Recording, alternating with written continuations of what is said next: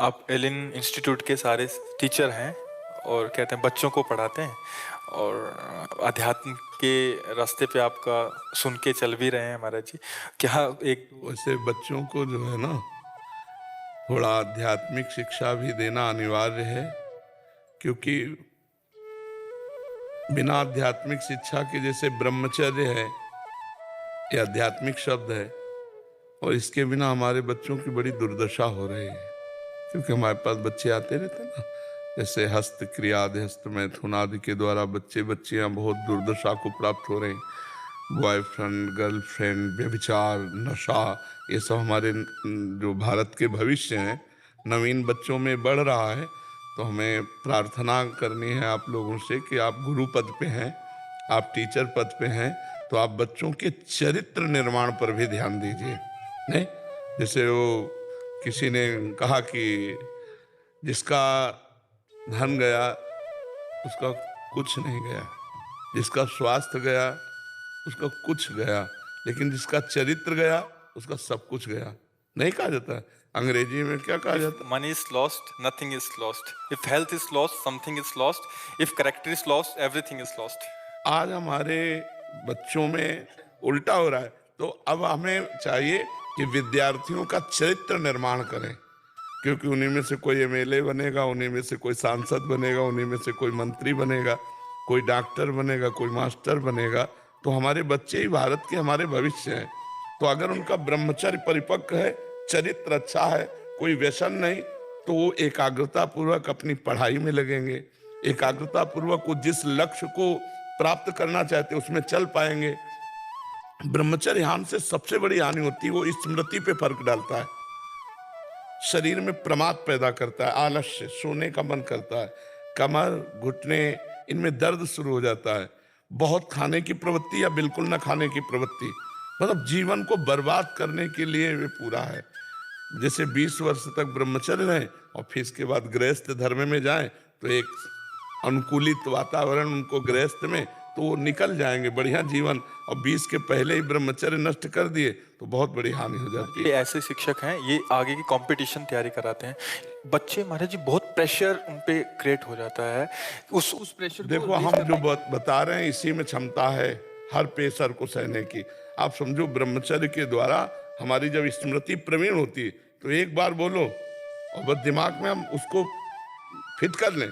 आप कभी जीवन में पूछ लेना, तो हमारे जो बच्चों को प्रेशर लगता है ना पढ़ाई, वो ब्रह्मचर्यहीनता के कारण लगता है ना। एक आनंद की अनुभूति, ब्रह्मचर्य एक शीतलता है, ब्रह्मचर्य एक बल है, और ब्रह्मचर्य ब्रह्म है, उसको समझना चाहिए। तो हमारे बच्चों बच्चियों में ये आप जानकारी जरूर दें, क्योंकि जो आध्यात्मिक पढ़ाई है वही इसे सुधार सकती है। भौतिक पढ़ाई में तो और इसका प्रोत्साहन दिया जाता है, जैसे डॉक्टर कहते हैं प्रोत्साहन स्वरूप में कि कोई हानि नहीं है, और यहाँ प्रत्यक्ष बच्चों के जीवन बर्बाद होते चले जा रहे हैं। उनका आहार व्यवहार चरित्र अगर ठीक है तो पढ़ाई में उन्नति प्राप्त करेंगे, नहीं तो परेशान हो जाएंगे, फिर नशा करने लगेंगे, फिर हार जाएंगे, फिर वो अपने आप को नष्ट करना चाहेंगे। बहुत से बच्चे हारने पर अपने आप को नष्ट करते हैं ना। क्यों? हार जाना एक स्वाभाविक प्रक्रिया है, लेकिन नष्ट करना स्वाभाविक प्रक्रिया नहीं। हार और जीत दो ही पक्ष होते हैं, पास होना या फेल होना। मान लो थोड़ा हमारी प्रमाद स्थिति में उत्तर सही नहीं हुआ, हम फेल हो गए, तो हम अगली साल और पढ़ करके फर्स्ट नंबर में आने की कोशिश करें, किस करने की कोशिश करें। तो ये बच्चों को संभालना। पढ़ा तो आप रहे हैं, जिस विषय को पढ़ा रहे हैं बड़ी प्रवीणता से पढ़ाइए, क्योंकि वो सब में भगवान विराजमान। लेकिन ये जरूर चरित्र के विषय में क्यों, अब बताइए।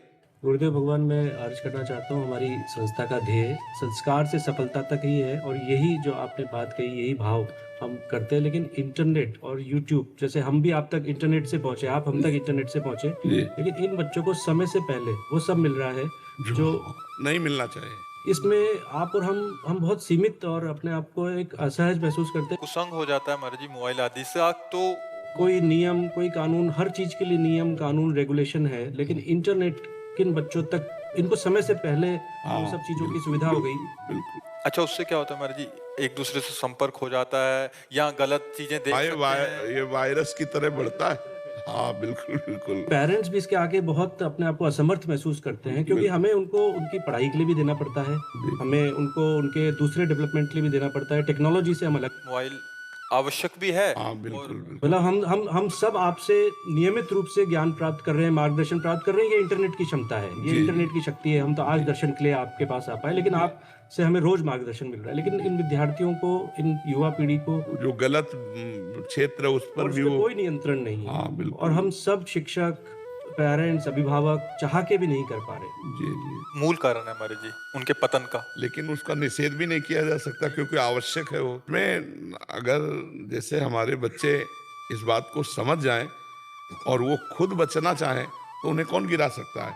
सही पर हमारे बच्चों के दिमाग में भरना होगा कि ये चीजें आपके पतन के कारण है, ये आपका पतन का उद्दंड बच्चे, उनकी बात तो नहीं, कुछ सभ्य बच्चे हैं, वो अपना सुधार कर रहे हैं और सुधार करेंगे। हमको ये बात उनके सामने रखनी है। जो बात हम कह रहे हैं, ये बात अगर हम 1 मिनट में भी रख देंगे या आप ना सुनाओ, किसी के सुनाए हुई बातें सुना दो, तो उनके दिमाग में तो आ जाए ये गलत है। अभी तो उनको यही नहीं पता गलत है। बहुत से डॉक्टर सपोर्ट करते हैं, बहुत से मित्र सपोर्ट करते हैं, मोबाइल आदि के वीडियो सपोर्ट करते हैं, तो उनका मन वैसे ही चंचल है, तो उनको और अच्छा लगने लगता है गलत मार्ग। हमें समझाना होगा कि गलत मार्ग से सुख नहीं मिलता। आगे चलकर आप मान लो गृहस्थ हुए, ब्याह किया, उसे अभी जो ये बहुत हानिकारक फैल रहे, हमें कोई हफ्ता नहीं जाता जिसमें ऐसे बच्चे ना आते हो कि मैं डेट करना चाहता हूँ, तो उनको बहुत प्यार से, दुलार से, मैं तुम्हारा दोस्त हूँ, बिल्कुल तुम ठीक हो जाओगे, उनको एक प्रोत्साहन पहले देते हैं और फिर धीरे से तुम देखो दौड़ लगाओ, तुम ये नियम चलो, तुम ऐसे चलो, तुम ऐसे चलो। तो ऐसा नहीं कि प्रभाव नहीं पड़ रहा। सुधार, अगर हम कुछ ऐसे बच्चे होते हैं जिनको जानकारी ही नहीं कि मैं गलत जा रहा हूँ, दोस्तों के संग में और सब ऐसे, अगर उनको आप लोग ऐसा जानकारी दे तो मुझे लगता है 100 में कुछ % बच्चे तो सुधार सुन के हो जाएगा। और जब हमारे कुछ बच्चे अच्छे हो जाएंगे ना, तो उनके संग से कुछ बच्चे अच्छे हो जाएंगे। और कुछ जो उद्दंड है वो तो किसी की नहीं मानेंगे, न संत की, न शास्त्र की, और न अपने माता पिता की, न टीचर की। तो उनको फिर भागवतिक दंड या सरकारी दंड मिलता है, तो फिर उनको सुधरना होता है। उद्दंडता का फल दंड ही है, दंड से सुधारा जाए। वो साम नीति के द्वारा तो सुधर नहीं सकते हाँ, आपके आपके दर्शन हो गए। यार। एक एक